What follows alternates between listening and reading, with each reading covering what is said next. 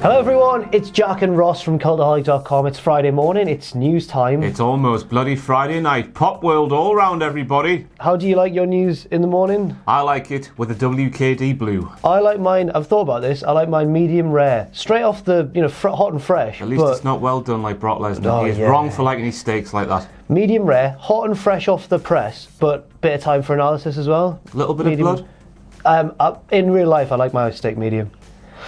Let's take a look at the headlines. First of all, we take a look at the original plans for Asuka at WrestleMania 35. Next up, Goldust has hit out at, in his words, the smart marks. And finally, we have an update on Jimmy Uso's ongoing legal case. So first of all, let's go to the Wrestling Observer newsletter this week, where Dave Meltzer has revealed what the original plans for Asuka were going to be at WrestleMania. Obviously, that's been nixed because she lost her SmackDown Women's Championship to Charlotte after a good match, a really good match. It was a great match, but she's just, she's gone. Never to be seen of again. I hope they just added to the triple threat, make it a fatal four. That's what I would do. Yeah, be great. Well, originally, apparently, so we had that planned fatal four-way match for the number one contendership, which was just scrapped, which was Sonya Deville, Mandy Rose, Carmella, and Naomi. Now, Meltzer reckons that the original winner of that match was meant to be Mandy Rose. She would go on to face Asuka. Mandy at WrestleMania. I don't think he said who was going to win, but you have to assume that Asuka would have won that. Surely. Well, yeah. You never know, though. Well, you never know. And she would have had a built-in feud, I suppose, with either Naomi, because she's been trying to steal her husband, or maybe Sonya. But it's just not meant to be. It's just not happening. Apparently, the reason behind this was primarily the length of the WrestleMania card already, which to a degree I understand. But you could have trimmed other things, surely, apart, not the SmackDown Women's Champ, not Asuka's match. Yeah, like Elias, live musical performance. I know it's going to be entertaining, but, I'd rather see an Asuka match than Elias performance at this stage. I agree. But it's interesting because Dave also reported earlier this week that the reason that fatal four-way, got scrapped is because Vince McMahon turned up to SmackDown on Tuesday and thought, nobody cares about either of those four women in a singles match against Asuka, so we'll cancel it. Well... So what do you believe here, children? I mean, you could say the same though, if that is true, that earlier story. You could say the same for a number of I don't particularly care about Balor versus Lashley again because they've been wrestling a lot. It's a Raw match as well. Yeah, it's not just. I wouldn't say this is the fault of the SmackDown Women's division at all. I do still feel quite sorry for them, especially Asuka, but especially Mandy Rose as well. They're a victim of. WWE have rightly put a lot of their eggs in the Raw Women's Championship match. But they shouldn't have put all of their eggs in there, and that's what they've done. And they've left out for SmackDown, and the division suffered as a consequence of it. So. It's like that Channel 4 get you with $1 million drop.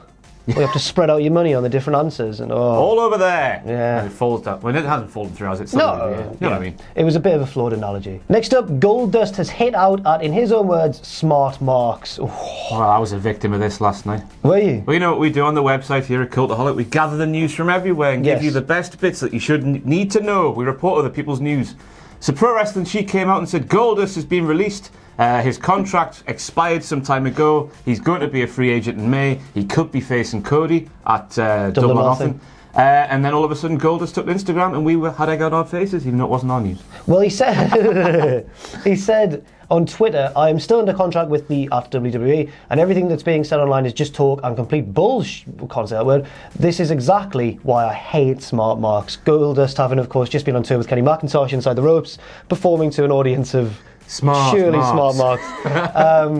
But, I don't understand his frustration, but I found out about this not actually via those news stories, but rather from watching the Road to Double or Nothing episode on Cody and Brandy Rhodes' channel, where at the end of it, Cody's really cheeky. He's on a phone call with the costume designer, and she says, at the end, she just comes out of nowhere and says, by the way, should I be staying away from gold? And he goes, nope, that should be fine. End of the episode. And I was like, Goldust coming back. Yeah. But he also said that his opponent's it's personal. Sorry, that's what he said. With his opponent. So it's not. Is it personal with MJF? Because that was the front runner, wasn't it? I mean, you could argue that it is, but it hasn't. There's been certain things going on between him and Brandy, but I don't know if Cody knows about this between him and Brandy. So he's just. I'm trying to work out the B in the Elite canon. So he's just regained his hearing, and he could hear what MJF's been slagging him off behind his back and stuff. But he didn't feed his dog a steak.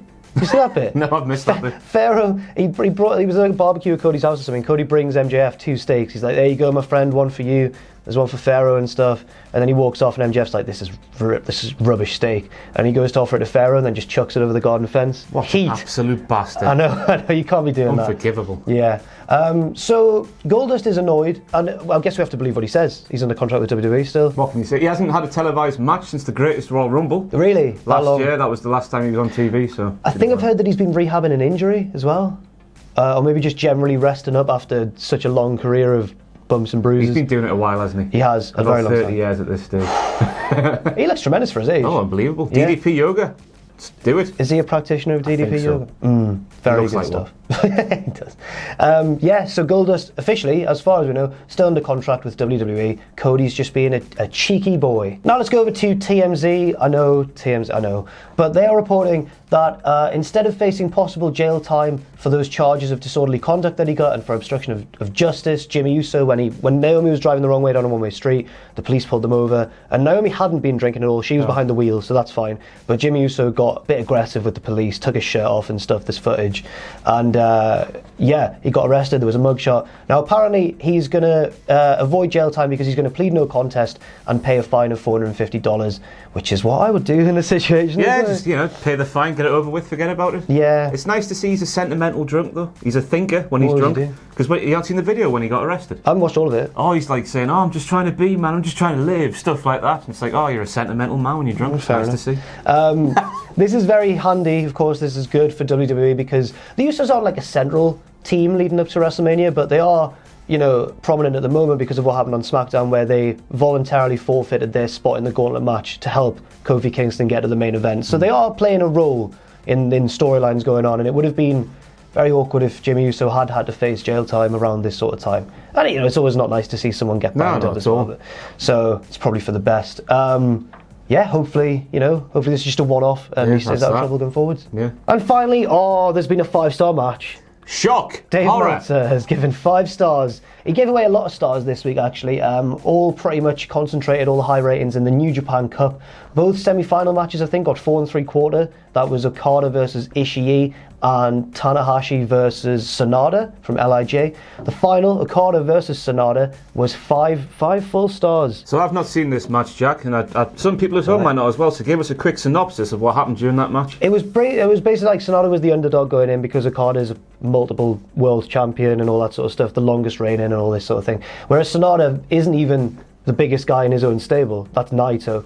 But Sonata's been gradually over the past year or two breaking through, becoming a single star in his own right, and winning tag gold alongside Evil, his tag partner. But basically, he can really carry off a really good singles match, as this has proven. So there were just various kind of sort of spots in this match where you thought, are they actually going to do it? Are they going to go for Sonata? He was like choking out Okada with the skull end, his submission, but Okada would get out of it ingeniously, like Bret Hart, like walking up the turnbuckle, turning it into like a tombstone, all that sort of thing.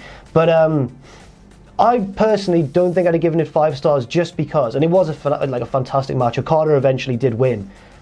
I was just taken out of it slightly by the fact that the winner was going on to fight for the title at the Madison Square Garden show, and they wouldn't have headlined MSG with Sonata versus Jay White. It would have had to have been a bigger name like Okada. So that was always in the back of my mind when I was watching it. But it was still like a really, really good match. Not even with that beard. That's why I got 5 stars. I don't like his beard. It's a loud beard. It is. That's the right word to describe it. It's nicer when he's got it close shaven. He's one of the best looking men I've ever seen. He's like a goat now, though. Yeah, well, why has he done that? Billy Goat gruff. You know when someone, like a celebrity who's renowned for their looks, like Justin Bieber or something, goes a bit off the rails because they're just sick of being good looking? Bieber's got like a manky sort of mullet thing going on. I don't understand.